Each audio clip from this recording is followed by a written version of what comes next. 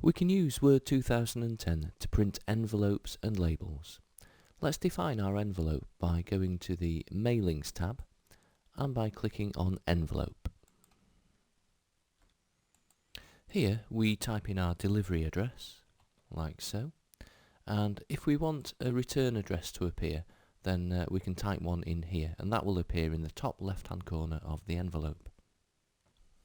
We can click on the Options button to open the Options window, and using this we can change the envelope size, and there's quite a few to choose from here, but we're just going to stick with the default. If you find that your envelope size isn't listed, you can actually create your own size by clicking on Custom Size, and here you define the height and width of your envelope. Let's return that back to size 10. Using the two font buttons, you can change the font that the delivery address and return address print in.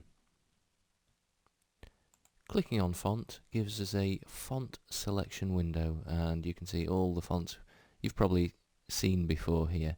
So we're not going to change the font here, we'll just cancel out of that.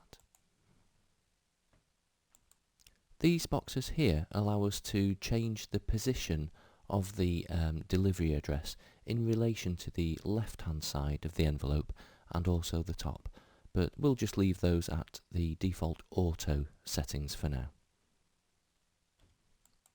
With the printing options, we tell Word where the envelope will be on the tray as we feed it into the printer, and you can select face up or face down.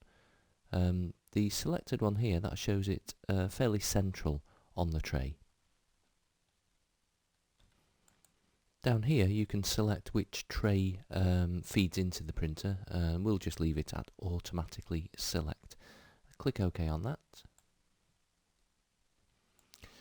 Now Word doesn't provide us with a preview to see what the address will look like on the envelope, but we can get around that by clicking on Add to Document. And there it is, and that looks okay. So what we'll do is we'll Ctrl Z, and we're now in a position to print our envelopes.